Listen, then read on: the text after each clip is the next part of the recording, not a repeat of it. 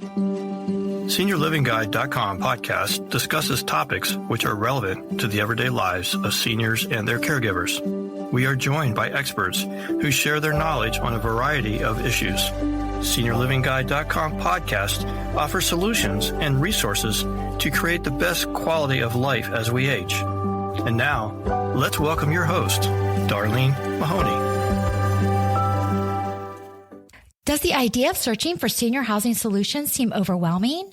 SeniorLivingGuide.com is your one-stop shop for all things senior housing, memory care, home health, home care, and other senior resources. Visit us today at SeniorLivingGuide.com to connect directly and get the information that you need to make the very best decision for you or your loved ones. And I would like to express our gratitude to our podcast sponsor, Transmed Care Long Distance Medical Transportation. When a loved one with a disability or medical condition needs to relocate, Transmed Care is here to help with safe and secure nationwide medical transport services with an emphasis on comfort and care.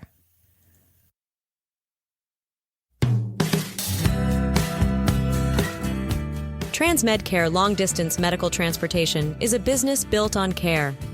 Another satisfied customer writes, "My family cannot recommend Transmed Care enough. They made Dad comfortable every single step of the way on a very long trip and went above and beyond to take incredible care of him, and he had a great time.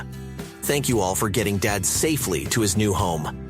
To learn more about Transmed Care, visit the website at trans-medcare.com. Let me introduce you to Dr. Mitch Clionsky. He is a board-certified neuropsychologist who has treated more than 20,000 patients with cognitive problems. He and his physician wife, Dr. Emily Clionsky, have written a book, Dementia Prevention, Using Your Head to Save Your Brain. And I'm super excited to have him. This is actually his second podcast with us because there was so much more information than we could get into the first one, which is Dementia Prevention, Yes Prevention. So if you haven't checked out that podcast, listen to that one as well, because this is somewhat of a part two. Thank you so much for joining us today, Dr. Clionsky. I'm so happy to be back. We had great fun the last time. I think it gave me an opportunity to delve into some areas that most people do not appreciate. And the fact that you can reduce your risk of dementia by 50%. One of two cases of dementia are preventable, I think is a very powerful message. So every time we get a chance to talk more about it, I hope that we're going to save some more brains. Absolutely. I really appreciate you joining me again. And I know we talked a lot about something that was really like... Blew my mind. There you go. So we talked a lot about the sleep apnea and those types of things. Those were like the biggest topics on the previous podcast that we did. I had no idea how important sleep and diagnosing areas of, I guess, the apnea or not being able to sleep, what causes that. It's the lack of oxygen. When you have sleep apnea, it's not so much that your sleep is terrible, although it often is, because you're awakening multiple times because you can't breathe, or it actually affects how often you have to get up to go to the bathroom in the middle of the night. So when you don't get enough oxygen, it increases the rate at which your kidneys pull off fluid from around your heart and your lungs and turn it into urine. So those people who are getting up 3 or 4 times every night to go pee, they're going to the urologist rather than the neurologist or the pulmonologist, the breathing doctor, to figure out what's going on. And that creates a problem because they're not addressing the real problem, not enough breathing. They stop breathing multiple times. Therefore, not enough oxygen gets to their brain. They attribute it to either being women who've given birth. They say, well, it's my bladder. So they get bladder slings or they get medications to tighten up their bladder. If they're men, they say, oh, it's due to my prostate. Well, it actually isn't. The prostate actually just gets in the way of your urinating and completely emptying your bladder. There's nothing in your prostate that creates urine. So they have this attribution, this belief that it's one thing or the other. And then they go about it the wrong way rather than looking at the central problem, which is I keep not breathing multiple times while I'm sleeping. That's a very treatable problem. And if you're over the age of 58, the statistics tell us 1 out of 2 of you have this problem. So it's really common. Yeah. Well, and I know that for women specifically, and men may experience the same thing, as they get older, sleep becomes an issue. I mean, I know I have this issue. I have a problem sleeping. I've had it for quite a while. I don't know why. It's because my brain doesn't turn off is what I feel like it does. Mm-hmm. But a lot of my friends that are in the same age group and older, they are all experiencing the same thing. They don't sleep all the way through the night. They get up, they maybe go get something to eat, or they watch a little TV. They have to do something to decompress to go back to sleep. So it's so not unusual to have this as a general problem. So the fact that you should really probably just have it checked out to be safe and in the sleep side for like the apnea, I think that's a great idea. And I think you mentioned, I think they can do it with just something on your finger. Is that correct? Home sleep studies in your own bed use different devices. One of them is a thing that just goes over your finger. Others go around your chest or under your nose. Depends on which company your doctor is going to refer you to. But in every case, they're painless. They are easy. It's only one night. It's in your own bed. And it gives your doctor and the consulting sleep medicine doctor a wealth of experience and information about how well you're sleeping, whether your heart rate is slowing down while you're sleeping, is deceleration kinds of phenomena, whether your oxygen levels are dropping significantly. So it tells them a lot for a very low investment of time and energy, which is why we recommend it pretty much routinely for the people we see in midlife or older. Yeah. Because you're right. It's not just the apnea too. You're talking about sleep difficulties, falling asleep, staying asleep consistently, getting up too early in the morning. And we now know that the right amount of sleep for most people is about 7 hours plus or minus 1 or 2 hours. If you're getting less than 5 hours sleep, you really do have a problem you need to pay attention to. Yeah. And if you're an adult, not a teenager, because teenagers need more sleep, but if you're an adult and you're sleeping or needing to sleep more than 9 hours, you need to look into that as well, because there's a reason why you're not feeling restored and rested after a normal amount of sleep. Yeah. And it's a huge problem for all kinds of people, for all kinds of reasons. Yeah. Some of it is self-caused. I mean, you probably know people like this. They're tired during the day. Mm-hmm. So they go to bed early, but they don't go to sleep. It's too early to go to sleep. So they set up shop in their bed. Mm-hmm. They got their devices. They got their TV. They got the devices which are now broadcasting blue light into their eyes and waking up their brains when they're trying to go to sleep. Mm-hmm. They're talking on the phone. They're socializing. They're texting. They're emailing. They're flipping through Facebook. They're flipping through TikTok, doing everything else that's confusing their brain about what they're supposed to be doing. Yeah. So the devices that we're using at night in our bed actually contribute to some of the sleep problems that we have. Yeah. Another problem we see is people hold on to things that bother them and don't deal with them during the day. Then they go to bed.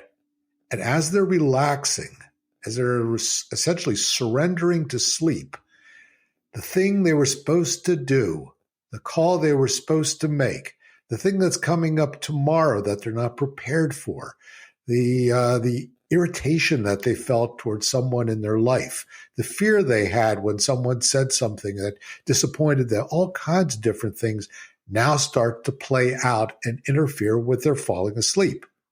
So one of the things I used to do years ago, back when I did a lot of psychotherapy, rather than dealing with cognitive impairment, was I used to work with people on developing a routine before they went to bed to put aside the concerns that kept them awake.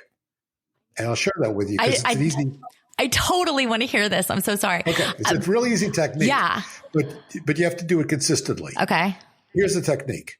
About 7 o'clock, before anything else is going on that you're planning to go to bed, You sit down and you mentally review all of the things that have bothered you that day, that you didn't get a chance to do, that you're worried about coming up, and you write them down, physically using old-fashioned paper and pen or pencil. Mm-hmm. So you're writing all of these things down. You try to be as thorough as possible because it can take a little time at the beginning to go through. I'm worried about my cousin because he's going in for an operation, and so is not doing so well in school, and I'm worried about that. And you just write all these things down and the plans that you have, because you don't want your brain to have to rehearse your schedule for tomorrow while you're trying to sleep.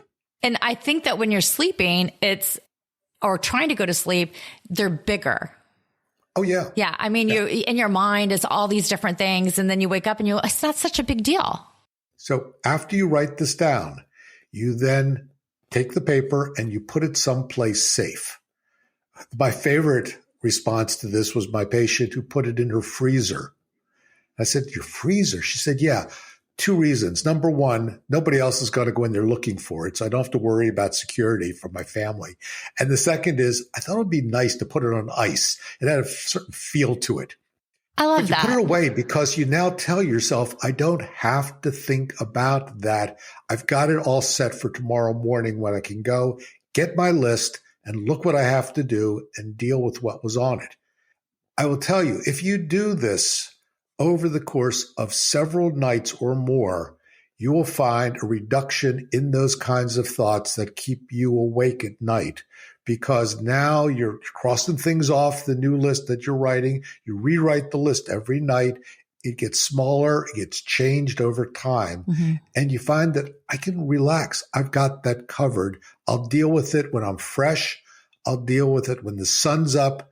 And if I've had a cocktail or two, I'll be in a better state of, sobriety at that point as well. That's the time to deal with it. I think that's so amazing. Women specifically, I feel like, definitely noodle things over a lot. And sometimes it's not just your tasks, but it's, oh, she said this, or did I offend somebody? Or, you start like replaying issues in your day that you may not have really thought about, or that it was kind of naggy during the day, but you didn't really address it because you're doing this and doing that. So writing all those things down, I think can get it off your chest as well. I used to, back in the day, I used to wake up and write stuff down, and then honestly I could go back to sleep. I still do that. Yeah. I get ideas for posts I want to do for when we were writing the book, Dementia Prevention. I was getting up with ideas about, that's how I want to phrase that. Mm-hmm. Went through a long period of time. We were trying to decide on the best title for the book. Yeah. Because after the colon of dementia prevention, we couldn't agree on what it was supposed to say after that. As you know, it eventually ended up being using your head to save your brain. Mm-hmm. But we had all kinds of different titles that we couldn't agree upon. And that's why I get up and write in the middle of the night, because if I didn't write them, I'd be afraid I'd forget about them by the time the morning came. Yeah. And then I wouldn't be able to come up with it. But at least it got it off my brain. So I think that is a good technique. Absolutely. I love that idea. It really does work. So if you're listening, just give it a whirl. Hi, this is Andrew Brainerd, owner of TransMedCare Long Distance Medical Transportation. When the time comes to relocate a loved one under medical care, TransMedCare is here to help.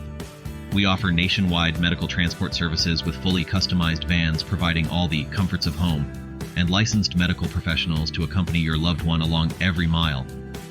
At TransMedCare, nothing is more important than bringing your loved one home safely. Visit our website at trans-medcare.com. So what are some other things? I know that we really talked a lot about the sleep, and but there were other things that you could do, or you could look at, or you could analyze about your current life or situation or habits that would be helpful in preventing dementia. So what are some of the other things we didn't chat about? Couple that surprise people. One of those has to do with your dental hygiene. Turns out that there is a significant relationship between gingivitis, which is an inflammation of your gums and gum disease, and the infections that cause that can cross the blood-brain barrier and impact your brain.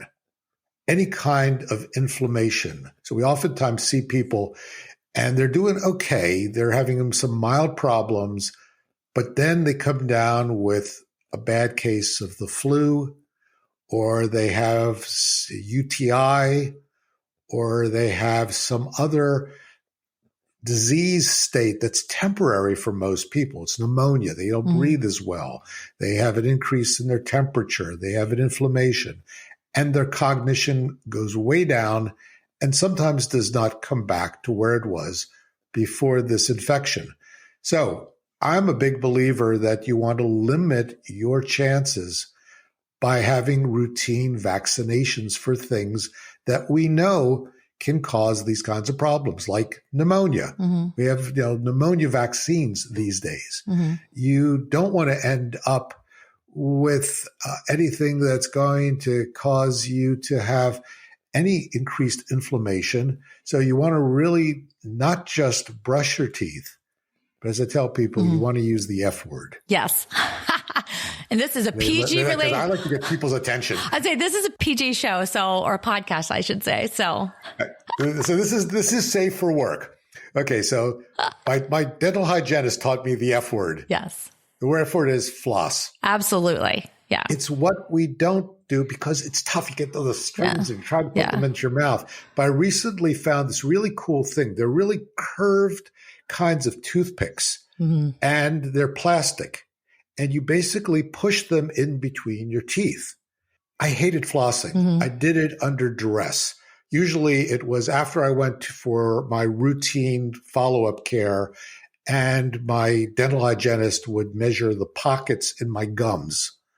It's one of these places where you don't want to have deep pockets. Right. And she'd say, well, that's a 4 or 5, and we got to go in there and scale that, and we got to do this. And she talked to me about flossing, and I'd say, yeah. And I really planned to do it. And then I wouldn't. Yeah. Until I was getting close to my next visit, where I would do it assiduously for like 3 days. Yeah. Wasn't enough. But then she showed me these little gum picks. And it was like, wow, I could get these in the grocery store. I could get them in the pharmacy. They're not expensive. They have a little travel kit to them, little plastic. You can take them with you when you travel. And so now I do that twice a day in addition to brushing 2 or 3 times a day. And now I go back and she says, wow, you got the gums of a 30-year-old. Who knew? Who knew? Who knew? It's just that simple. But it's, again, one of those little things that you do over time, because I really want to keep all my teeth and I really want to keep my gums in good shape. And so many people, as they get older, just stop doing that with really bad results. So that's one thing we can do.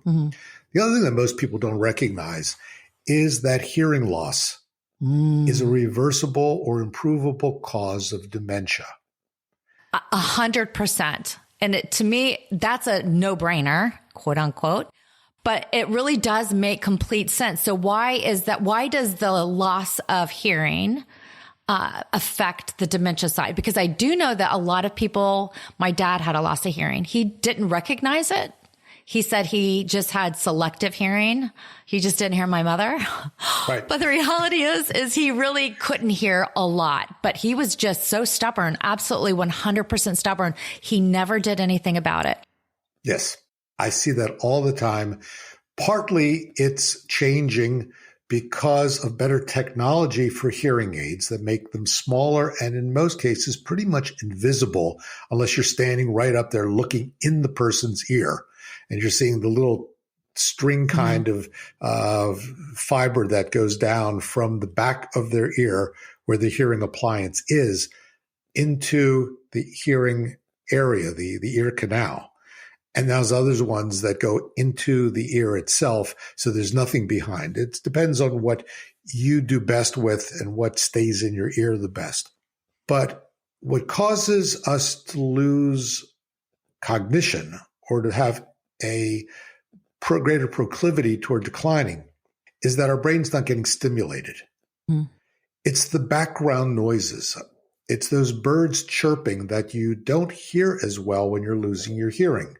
It's the dog outside barking. It's the engine in the motorcycle outside. All of those daily noises actually stimulate your brain. So they're picking it up through a part of your brain surface.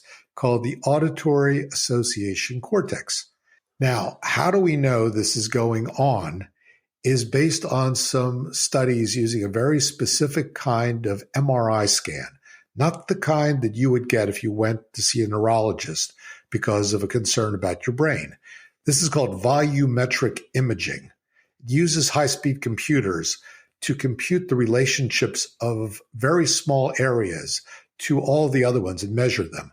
What they find is that the people with even subtle hearing loss have a thinning of the surface of their brain at the auditory association areas that connect with memory areas.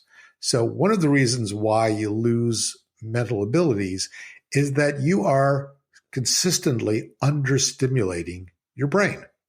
The other thing that happens is there are what we now know to be background resting networks.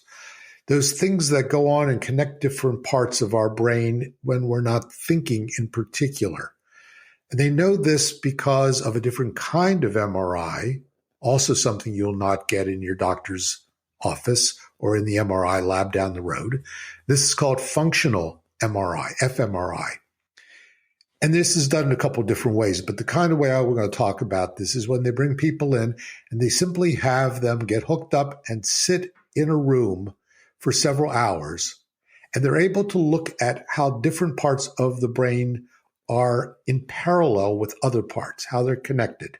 And they're able to identify these background resting networks. One of them that is particularly impaired in people with hearing loss is called the salience network. Mm-hmm. Now, something that's salient is meaningful. It grabs our attention. So people who have underactivation of their salience network are missing things. Mm-hmm. The other thing that happens as a consequence, it's sort of a secondary effect of hearing loss, is that people don't enjoy being with other people very much. They're missing the jokes. Yeah. They don't hear accurately. They're answering the wrong question. Mm-hmm. I had an aunt who had hearing loss, but was refusing due to her own vanity. Mm-hmm. Because at age 88 and 89, she thought that she was still hot enough to get every guy in the room.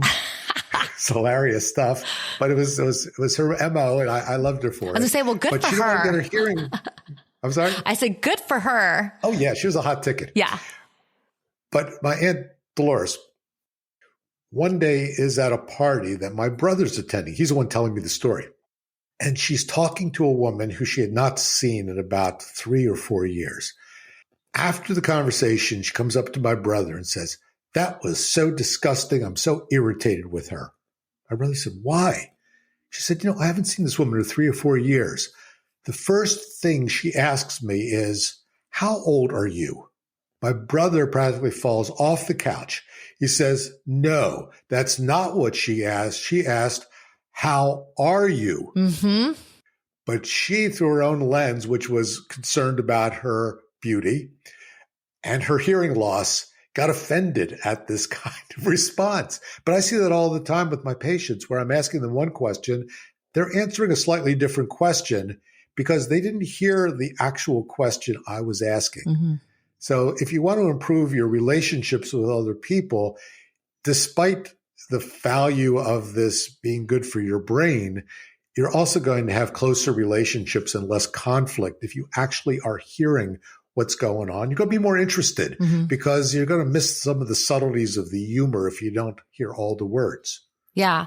I really feel like if you do have that hearing loss and you're not doing anything about it, you're missing so much of the social connections that you could be having. And I have seen the new hearing aids and they are very, very subtle. We have a friend that has them. And honestly, when she's wearing them, I have no idea that she has them in. So it's really been a game changer to have them because I do think the stigma of the hearing aid that was so visible to everyone was a lot of the reasons that people were not going to the doctor to get their hearing checked. So I think that that's such a great tip for those that are listening, that it doesn't have to be like this big. Here's the irony of all the people that are concerned about someone seeing a hearing aid. If you look around, there's lots of people walking around with AirPods in their ears or other kinds of things that hook to their cell phone. They're wearing those all the time. Yeah. but they have a different label. So I think that maybe we could make them bigger if we just made them look just like those AirPods. Yeah.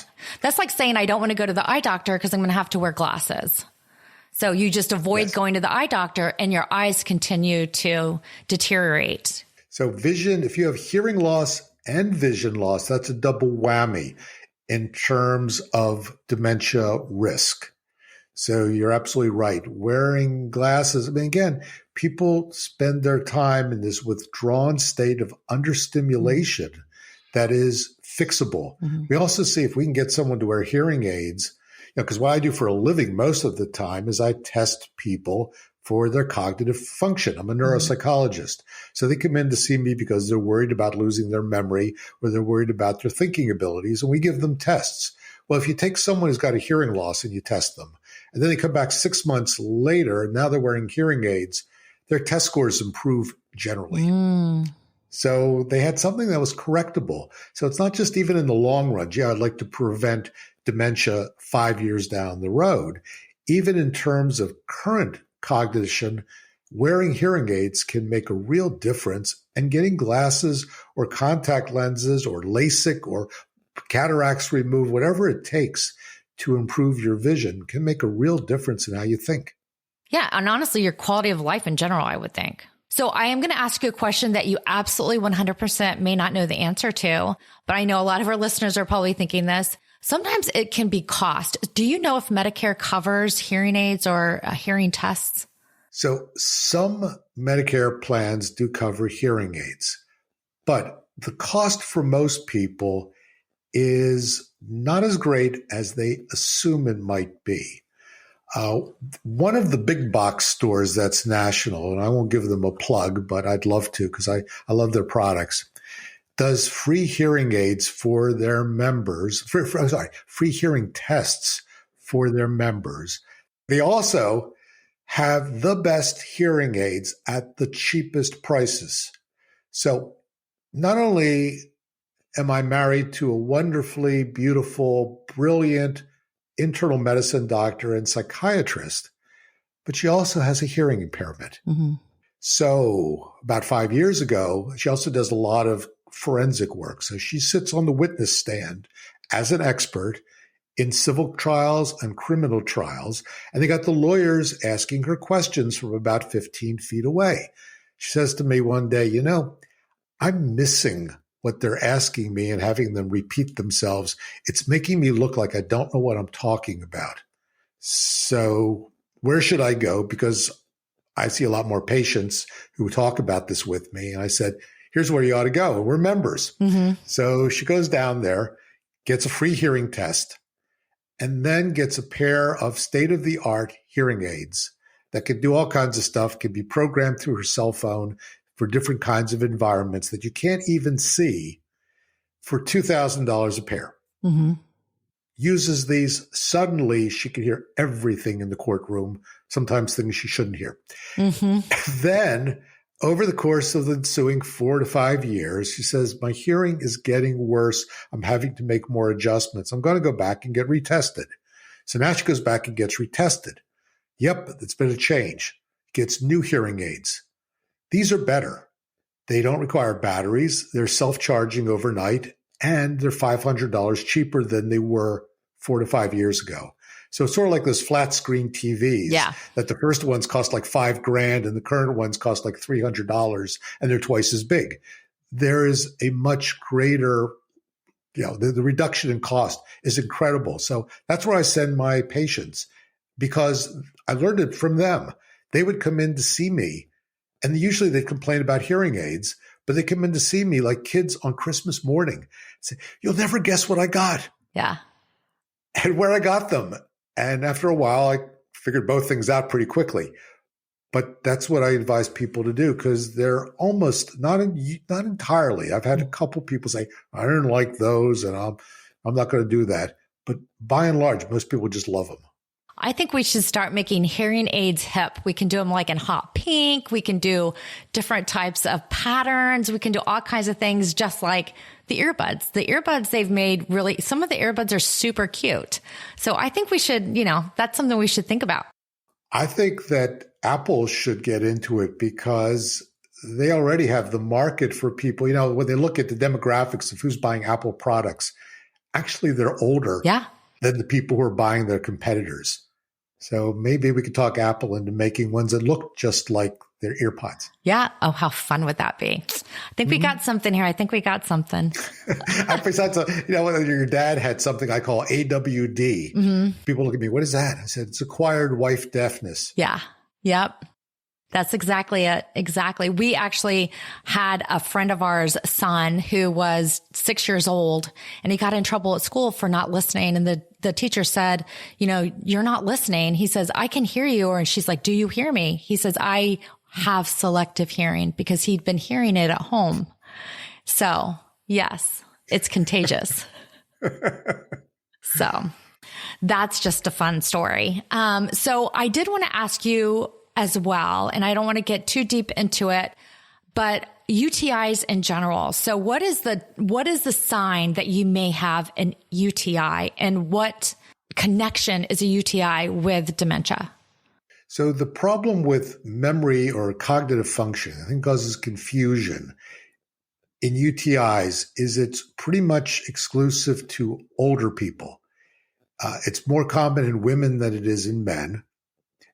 If you're a young woman, you get a UTI, you're just going to the bathroom more frequently, and you probably have some pain associated with it. If you're an older person, you may not experience pain, and you may not even recognize that you're going to the bathroom more often because you may already have some overactive bladder condition. But because you're older, it's going to impact your thinking. That infection that's under there, that urinary tract infection, causes changes, at least temporarily, sometimes worse than that, because it can trigger a progressive decline. Mm. But it's going to have we all know when we have an infection, we don't think that well. Mm-hmm. If you have bronchitis, you don't think as well. If you have a urinary tract infection, even if you're young, you don't think as well temporarily. Mm-hmm. Well, it's worse when you're old, as many things are. And it's worse if you're already beginning to have some cognitive changes. So the classic picture is somebody with mild cognitive impairment. They're not quite at normal, but they're not really experiencing dementia yet. They get a UTI, and now they start being really weird. Mm-hmm. They get confused. They're not sure what day it is. They may be hallucinating. And what you want to do then is rule that out. So you want to get them in to see a doctor or to an emergency room where they can do a urinalysis and rule that out. Because if that's the case, that's quickly fixable and can make a huge difference. Then some of them have chronic UTIs. So it seems like a round, revolving door kind of process. And every couple of weeks they're going in and they're on antibiotics almost constantly. And that creates a whole different set of problems. Because as you know, if you're on antibiotics, it also screws up in many people their digestion. Mm-hmm. So you have secondary problems. And then you get some people who get sort of immune from the effects, the benefits of the antibiotics. So it becomes very complicated. But that's the first stop is somebody who could do a urinalysis. I do think that, at least I know with my doctor, that's one thing she checks for once a year. When you go in and you have all that, $2,000 worth of blood work where they test for everything, including the bubonic plague, that's something that they're testing for as well. So just to have that on your routine and ask and make sure that that's being included in all of that, either blood work, I guess it's a urine sample. And if you're watching this because your mom or your dad is experiencing some mild cognitive problems, that's also a place. They start looking weird to you that day, more so than they normally do. A change from the last time you talked with them. That's a good thing to check out because it is fixable. Yeah. And they might not even know they have it. Yeah. Yeah, absolutely. Well, I did want to ask you this question. If you're prone to have UTIs often when you're younger, does that mean you're more prone as you get older? I don't know. Okay. So I'm more with the head. Okay. That's more with the tails. Exactly. Well, I was just wondering if there's any kind of correlation to having them more frequently. Though. Yeah. Yeah. Okay. Well, something to noodle.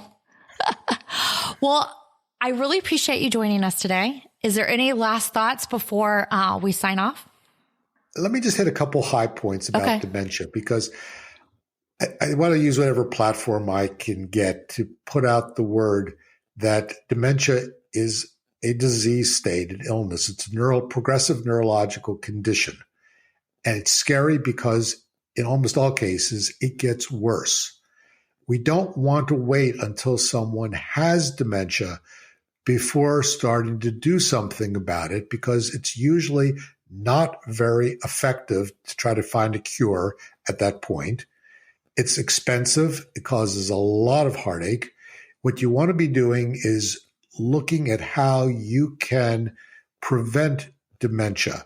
And the one place that I can send people for free, that they can take a survey, a 25-question kind of online survey, and see where they are in their own dementia risk, is to our website called braindoc.com.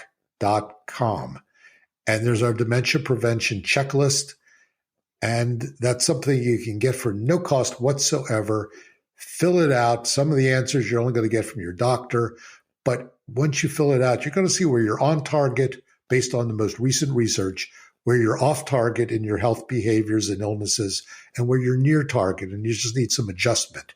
That'll give you a roadmap, a place to start for figuring out how you can increase your odds of being in the not dementia group.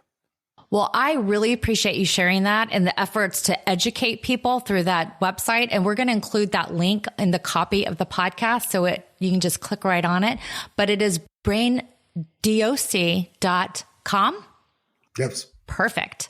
Well, thank you so much for joining us today. I really appreciate it, Dr. Clionsky. I have really enjoyed just chatting with you on both of these podcasts.